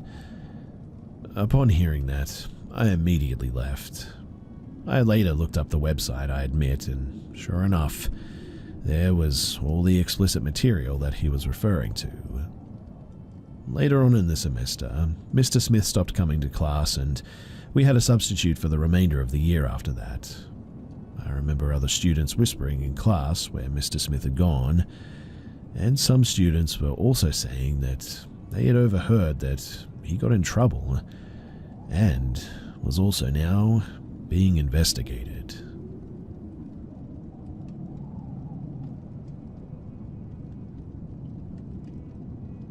When I was a Mormon, ages 18 to 28, I went on a mission for the Mormon church like all Mormon men are supposed to do. It was a rite of passage, basically, and it was a full-time sales force for the church. You've probably seen them around, white shirts and ties, usually riding bikes, knocking on doors, trying to get people to believe in angels, giving gold tablets to a farm boy named Joseph Smith. Not much luck if you ask me. It was like trying to sell yellow snow to Eskimos. They just weren't buying it. However, I did have some supernatural experiences, I guess you could say, on my mission. Had such experiences all my life, in fact, and I would like to share some of them with you guys. So, on my mission, I had a dream of a woman and baby being put into a coffin with lots of people crying. I woke up very depressed and sort of sad, and the next day we tracked it into an active member family who recently lost the wife and baby of the son at Ocean Shores, Washington. She was holding the baby in the surf and a wave came up with a log on it, hit her in the head. She died and unfortunately the baby didn't make it before they could rescue him. They were both buried in the same casket, and they were the people in the dream. Another time on a mission, we rented a room in a house from a crazy woman who ran a boarding house for men, and a voice called my first name from the closet at night. Mind you, nobody knew my first name, not even my companion. On Mormon missions, missionaries go by Elder so-and-so, and they don't use their first names. But the voice, it kept calling my first name. But how did it know that? I woke up one morning with 3 deep scratches from my groin to my belly, like teen tattoos. They didn't bleed, but man did they burn. The woman had no cat, by the way. A rat could have done it, I suppose, but it would have wakened me up, I think. I never did tell the woman about this, but the next day she said, "Oh, by the way, this house is haunted." Well, we left the very next day. On another occasion in the city of Pacifica, south of San Francisco, we were attracted into an active smoking woman. We chatted inside his home near the front door. All he could talk about was how much of a promiscuous woman his daughter was. He heard a knock on the door though, and he opened it, and there stood a massive American Indian about 6'7" or so. The smoking Mormon introduced the Indian as his neighbor Joseph. And when I looked at this Indian, a voice said in my left ear, "He's a murderer." I froze. The hairs on the back of my neck stood up. They chatted for a minute and Joseph left. After he left, the smoking woman said, "Yep, that was my neighbor Joseph. He's a really swell guy. He's going through a tough time right now. He had to sell his home for bail money. He's been falsely accused of murder." We left pretty soon after that. Also in Pacifica, I lived in a small room with 3 other missionaries. We had bunk beds. One night, when it was raining hard, we stayed in and told some stories. The older elders, they had one story after another of their many sexual conquests in high school. I turned the discussion to ghosts at one point, and as I was talking, a white figure of a young man, about 16 I would say, appeared in the doorway to the tiny kitchen, just his head and shoulders, and he looked as if he was going to speak, but then got the facial expression of, "What's the use, they can't hear me" sort of thing. The young man faded away and I said, "I see a ghost over by the kitchen." The other elders said, "Shut up, you're just trying to scare us." But my companion said, "No, I saw something too, like a cloud." I could see the young man's face clearly, and the impression I got was that he was a surfer who died in the ocean perhaps. We lived 100 feet from the ocean and surfing was illegal there, but many did it anyway, because in the winter the waves were absolutely huge, and there were many great white sharks there as well because of a seal island not far away. Now, the last event on my mission was that I hit a chunk on broken concrete with my 10-speed and went over the handlebars and fell into oncoming traffic. I then felt lifted up by my armpits and pulled back 3 feet. I looked around, but nobody was there, just cars all around me. My companion was already a half a block away, pumping his bike pedals furiously, taking no notice of me. No pedestrians were around anywhere to be seen, and a car ran over my front tire of my bike just as I was being pulled back. Had I not been pulled back 3 feet, the car would have run over my upper body at least, and perhaps my head. That wasn't the first time, nor the last, that unseen hands saved me from death or great bodily injury. But I left my mission disillusioned with missions, mission presidents, and even some missionaries. I thought that it would be an inspiring adventure, but it turned out to be a very boring sort of door-to-door sales job, like trying to sell yellow snow to Eskimos, as I said before. The other missionaries were looking for numbers, I guess, to impress their family and wards, home congregations, and the mission president, the man in charge of the missionaries. I was looking for seekers of truth, though, and was shocked to only find one, a good man who just could not join the church because, well, he smoked. All of our other investigators, people we tried to convert to the church, they were not seekers of the truth, but listened to us because they wanted to marry a good-looking Mormon woman, or because they thought the church could help them out financially, etc. It was all very disappointing, disillusioning, but I did have those paranormal experiences. I eventually resigned from the Mormon church and became the follower of a miracle-working prophet from Lebanon at one point. Those are all days gone by now, but I'll never forget my experiences from when I was a Mormon.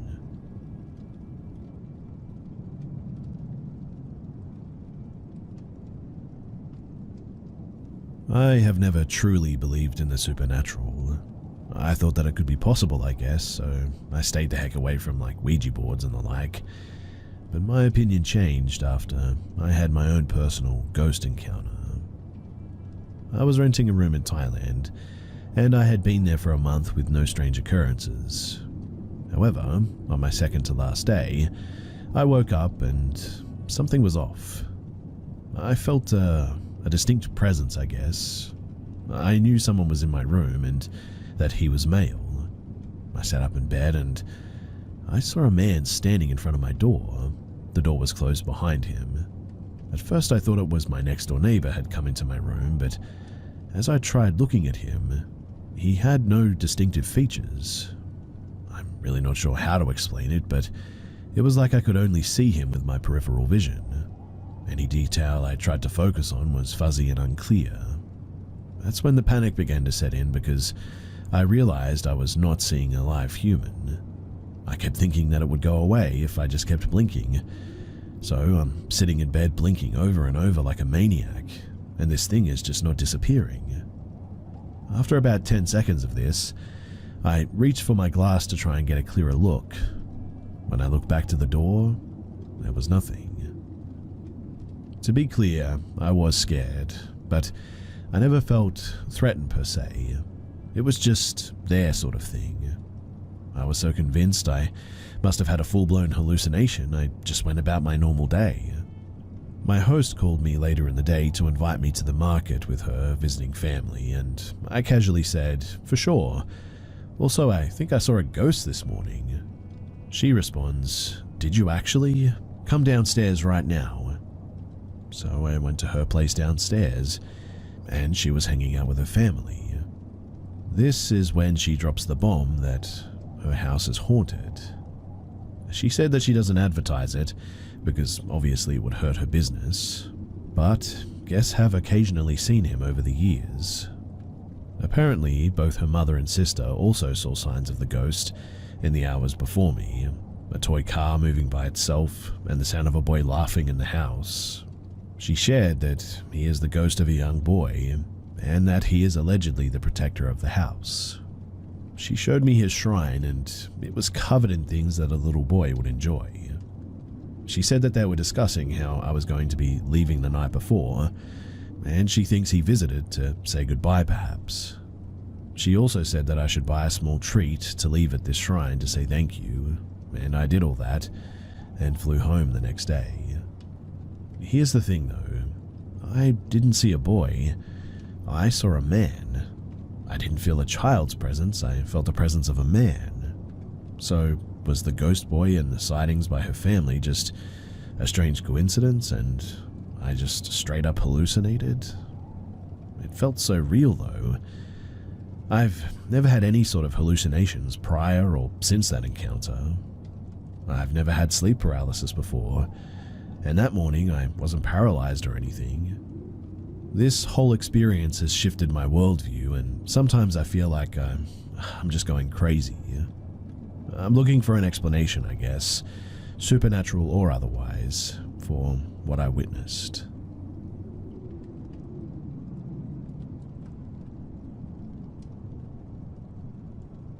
I've lived here for 10 years now, and there have been things that have happened that have driven me to find answers about it, and even at times beg my husband to leave.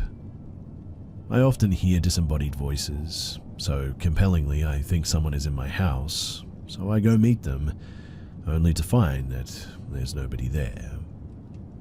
For a while, my front door would open and close by itself. It's a heavy door, made of steel and glass, and there's no way that it could swing open by itself and slam shut.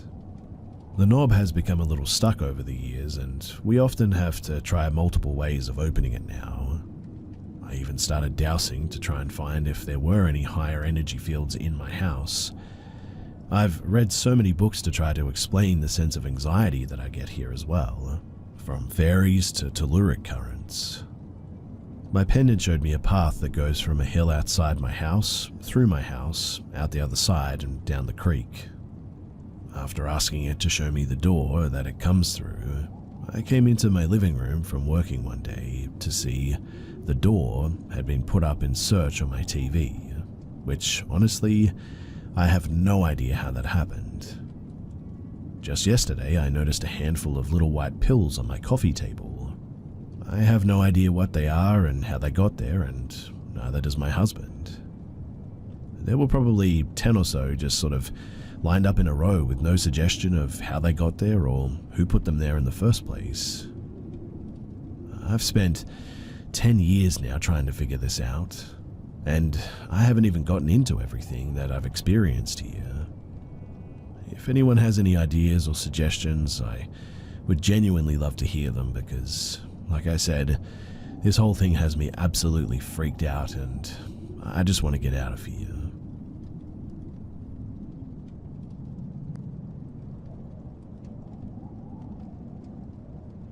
A while ago, I was a young and foolish hardcore atheist type who would basically just give it to anyone talking about ghosts or aliens or anything out there, I guess you could say.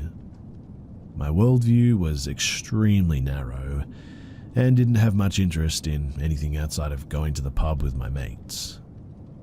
Now, I want to share with you guys the experience which forced me to completely 180 from that old, annoying character into someone who fully believes, no, not believes, but knows the existence of the spiritual world. I was living with my ex-girlfriend, and on her street was a big house on the corner. The property was surrounded by a high fence, but there was a little gate in the middle where you could sort of get a glimpse of the well-kept garden that was there. An old woman who lived alone there and could often be seen pottering around in her garden, who most of her time outdoors would be spent behind the little gate between the fences. We'd see her there all the time, chatting with neighbors or just having a nosy up the street. I never really spoke to her myself, but I did see her there a lot. Now one night at around 10:30, I was pulling up on the street outside of my girlfriend's house after going to see my mate. It was dark, I had literally nothing on my mind, and really wasn't thinking about anything. I parked the car and I proceeded to get out of the door. The house on the corner with the gate was just in front of my parking spot. As I closed my car door and I start to lock it, I noticed a bright light coming from that gate. And that was when I look and see a full apparition of this old woman. It was her, but it was like a foggy, translucent figure of her, giving off a pretty big amount of white light. The fence was even illuminated by the light that she was radiating. She turned and looked at me, and as soon as we faced each other, she shifted behind the fence. It wasn't like somebody stepping aside though, it was like she sort of drifted sideways, as if floating. Being who I was, I instantly tried to dismiss it, convincing myself that I just imagined it. I went into my girlfriend's house and said, "You're going to think that I'm crazy, but I'm sure I just saw a ghost or something at that old woman's house." My girlfriend replied, "You do know she died 2 days ago, don't you?" At that, I froze. Her words were horrifying because they confirmed what I saw. I started freaking out. Kind of funny now that I look back on it all. I remember my eyes were just sort of streaming and I was just sort of in shock, I guess. I kept replaying what I just saw over and over in my mind. It just hit me like a truck. I needed that experience badly, and it changed me and led me on a whole journey of, well, if ghosts are real, what else is there? And I've since discovered a ton about this strange realm that I would have never learned if not for that experience. I really don't care if anyone believes me or not. I wouldn't have believed me either if not for seeing it with my own eyes. We can entertain ghost stories or even choose to believe them, I suppose, but you can't really know them until you've definitely seen it for yourself.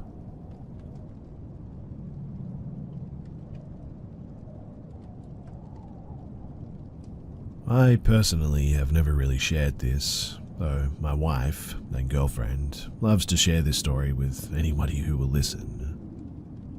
Years ago, when we first met, my wife and I shared a love of photography and exploration. We called it ghost hunting at the time, but it was more akin to visiting abandoned locations and just taking photographs. I used a 35mm camera with Ilford HP5 Plus film, and she used a Canon Rebel digital camera. We would often scout locations online, with plans to visit them and get some pics for our library. This time it was an old abandoned fuel refinery or storage depot, just off of a beach overlooking Lake Ontario. It would be tricky getting into the old refinery itself from the front, and so I used Google Maps to see if there was any other way that we could get in. It looked like a wall was blocking most of our way in, except for a small section just off of the beach that had only had a chain link fence there. The beach itself looked extremely disheveled, like it had seen little use, so we hoped that this would give us the privacy that we needed to sneak in. I mean, sneaking into an abandoned industrial structure isn't exactly legal, but we didn't want anyone calling the cops on us or whatever. So we packed our gear and we headed out on our excursion. We had a hard time finding the entrance to the beach parking lot, but we found that it was blocked only by a loose chain that lay on the ground, half buried in the dirt as if someone had removed it long ago and just sort of left it there. As we pulled into the parking area, there were no cars except for ours, which we noticed immediately. As we pull in and I park, my wife points out and says, "There's people here." I look up and see several dozen people, all along the shoreline, and all staring out at the water at literally nothing. No ships, no planes, no boats of any kind. They're all just sort of staring blankly. There was nothing particularly interesting about these people. They were all different age groups from young adults to elderly, though there were no children and all were dressed as you'd expect people to dress. What I mean is that it was a warm sunny day, and though some were in shorts, I found it odd that others were in long pants with jackets. It was far too warm for a jacket. What really struck me though was the confusion of how they got there. I mean, there were no cars, no bikes, nothing, and no place to park up on the street for, I would say, at least a few kilometers. No houses nearby either, so no chance of locals. No houses nearby either, so perhaps they were locals? Maybe, but from where? Anyway, they're pretty much ignoring us as we sit in the car, contemplating whether to call the whole thing off, partially because of our need for privacy and partly because of how weird it was feeling. After a few minutes of deliberation, we decided to continue on with the plan though, thinking that whatever they were doing, they're not really interested in us, it seems. So we got out of the car, grabbing our cameras, and no sooner do we close and lock our doors when every one of their heads turns to look at us. I mean, every one of them, and there's a couple of dozen of them, still facing the water with their body, but their heads turned to look at our direction. We sort of froze for a second, looked at each other, just completely weirded out. It felt like a long time, but was probably only a minute or so when they all just turned back to face the water, ignoring us again, but all at the exact same time. At this point, we got together and in whispers were discussing what to do. All the while we were watching these people who were now completely ignoring us. Finally though, after some back and forth, we decided to press on in the end. Honestly, we'd been to some far sketchier places in the past, though this was definitely a new one for sure. We walked along the beach to the section of the wall where the fence was, and found a gap to enter it. This is when I noticed that they were looking at us again, every single one of them. We paused at this and hesitated to enter. After a few minutes, they again turned away, so trying to be sneaky, we ducked behind the wall to the fence, and from where we were, I couldn't see all of them, but the half dozen or so that I did see, they had again turned their heads toward us, not moving their bodies, just their heads. It just seemed that every time that we moved, that's when they would look at us as well. We were sort of committed at this point though, and so we decided to get in, take our pics, and then quickly get out. Now, the time that we spent in the refinery, it couldn't have been more than 15 minutes. We'd planned for an hour or more originally, but the strangest being what it was, we knew that this one had to be a short one. As we climbed back through the gap in the fence, the first thing that caught me was that there was nobody in sight. As we climbed back through the gap in the fence, the first thing that caught me was that suddenly there was nobody in sight. I stopped my wife and told her this as we hesitated before passing the wall. We looked out slowly, trying not to call attention to ourselves. As we passed the wall, the entire beach was in view, and there was not a single person there. Nobody. Even stranger, though, was that it looked like nobody had been there at all, at least for a long time. Now, I certainly didn't make any close inspection of the area, but the sand looked undisturbed. There were some footprints, but not enough for several dozen people, and they didn't look new by any means. You know how a beach of sand can look sort of dry on the surface, but if you kick it, darker wet sand underneath shows? Well, there was none of that. Just a few small dunes of dry, blown sand around. It was really, really eerie. The only noise were the distant cars on the road, and after this, we just hurried back to our car. Not running really, but definitely not taking the time to enjoy a day at the beach. Not that there was much to enjoy there anyway. We will never forget that place and how truly freaky all of that was.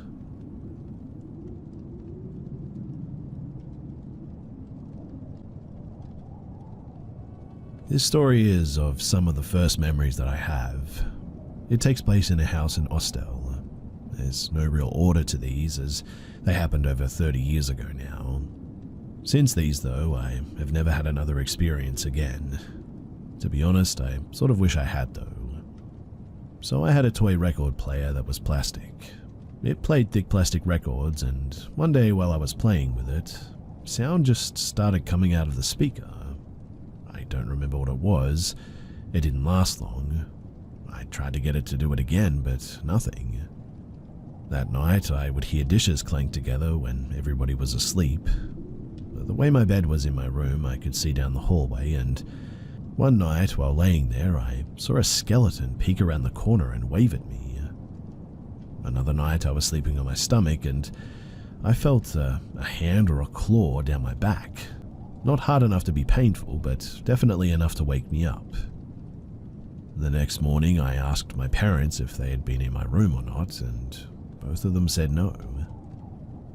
These things didn't really scare me, I guess, as I wasn't really old enough to understand what was going on. But the next things, they definitely did scare me and are 100% as I remember them. So I awoke one night to my bed moving, shifting around, levitating even. I heard two male voices talking. I quietly said, "Hey," and one of the voices said, "Shut up, kid." I promptly did just that, and I hid under my covers until I woke up the next day, which is the theme for the next two as well. My mother was sitting on the side of my bed. She was wearing a towel around her body and one around her head while she had just gotten out of the shower. We were praying at the time, and she laid me down to go to sleep. I pray the Lord my soul to keep, and it was at this time that she just sort of faded away. I screamed for her as loud as I could. She came running out of my sister's room into my doorway. Behind her, soldiers in full uniform came running out as well. I hid, and my screaming seemed to have not been heard by anyone, like I was in a bubble at the time. The only one that heard anything was my mother, who came running. The final story is when I went to my parents' room to climb in between them one night. They were both very much asleep, and after laying there for a few minutes, I hear a voice. "Hey kid."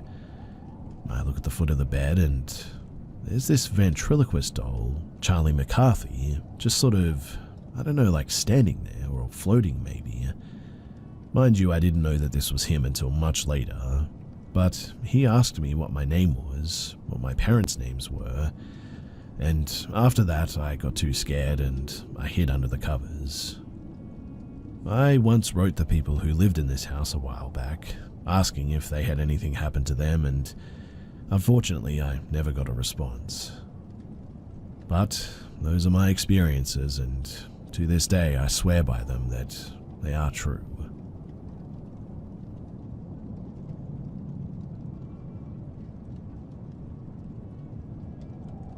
I've decided to share my story because it's something that has stuck with me, and I've never heard a similar experience from anyone else. For context too, I grew up in a very haunted farmhouse. My family saw and heard things as well. So, I was around 10 years old and I was upstairs playing with a little bouncy ball at some stage. I bounced it and it went behind a big dresser, so I went over to grab it naturally. Now, there was a smaller dresser next to it that was full of my dad's old comic books, and when I leaned over to grab the ball, a slender white hand came out of the drawer and grabbed onto my wrist. Obviously, I freaked out and tried pulling away, then the hand gripped tighter, so I started screaming. My brother came running up the stairs, and as soon as he reached the top, the hand let go and disappeared back into the drawer. He didn't see it, unfortunately, but he believed me because of, well, just how shaken up I was. I'm curious, though, if anyone else has experienced anything like this. It's not the only thing that happened to me there, but it was definitely one of the scariest. I still think about it a lot.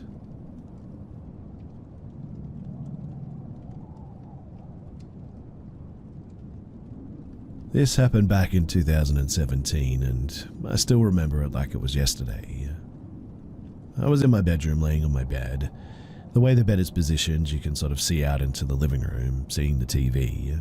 My door was open at the time as well, and it was about 1 a.m. Now, the living room television turned on by itself to its loudest volume, and it startled me a lot. I didn't think too much of it because I assumed it was my stepdad, because he enjoys playing pranks on me all the time.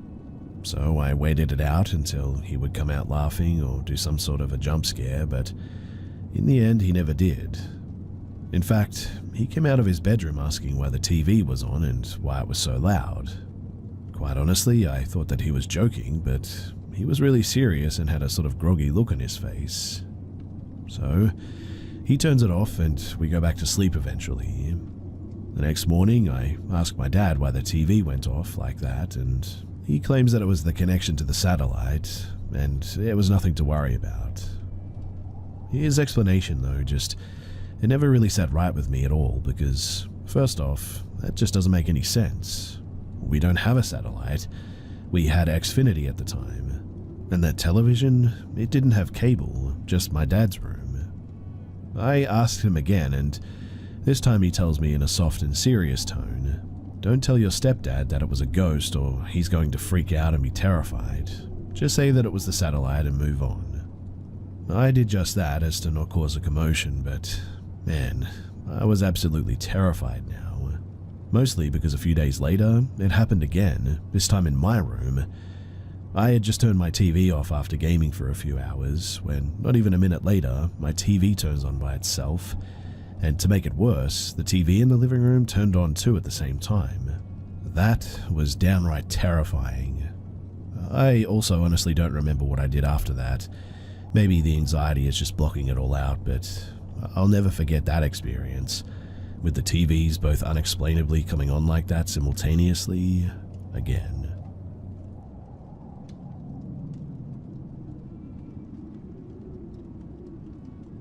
This didn't happen to me, but to my dad.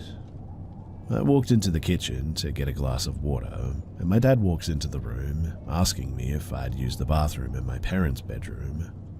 I tell him no, and that I've been in my room the whole time. I could tell, though, that something was wrong when I saw the look of fear on his face. He told me that somebody was in the bathroom, and it wasn't my mum or my brother because they're asleep apparently. I asked him what he was talking about. He told me that he was going to use the bathroom but heard loud noises, so he stood by the door, which was open, but didn't walk in because he didn't understand what was going on.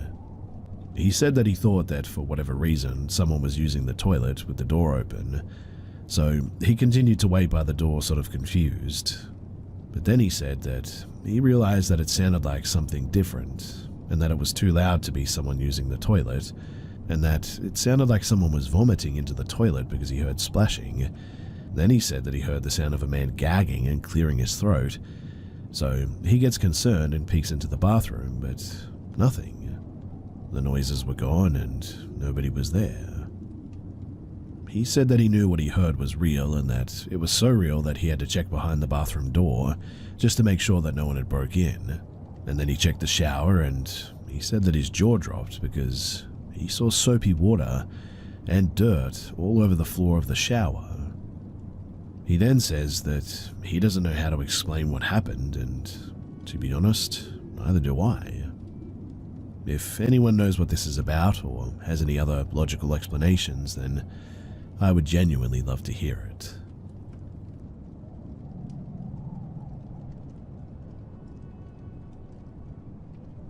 I'm really not quite sure how to start this, so I'm just going to say it.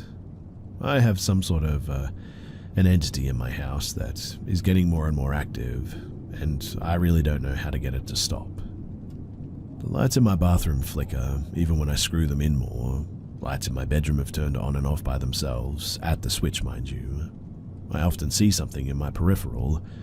Whenever I look at it, it disappears, but it seems like it's wearing some kind of black robe, and I feel or hear 3 gentle taps on my temple every now and then, usually when I'm trying to fall asleep.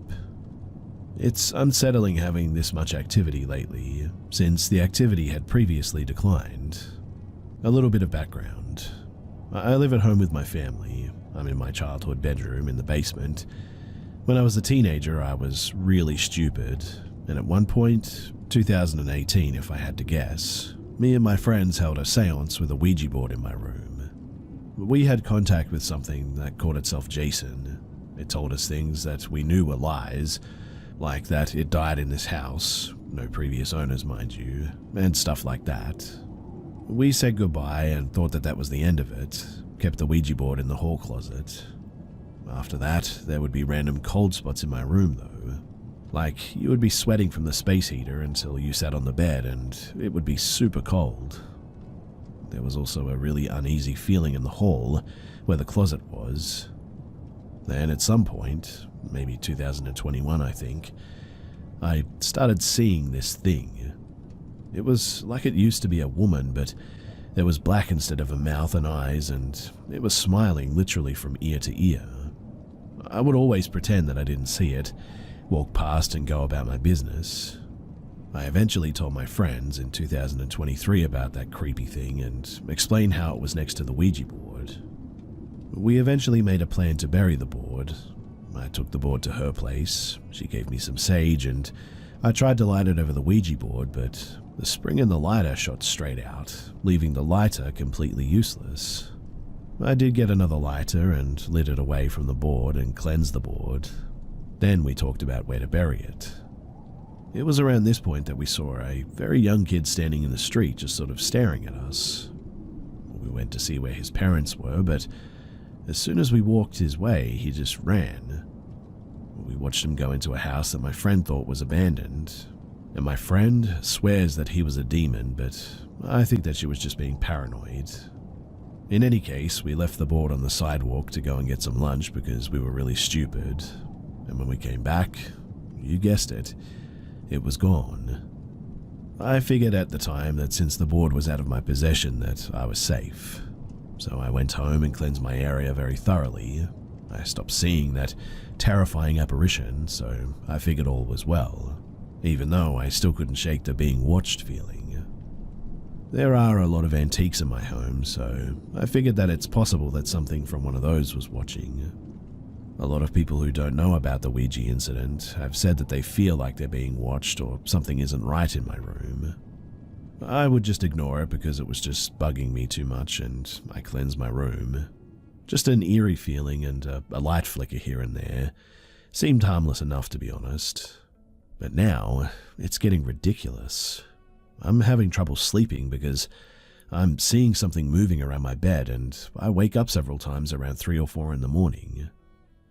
And so my question for all of you guys is, what do I do?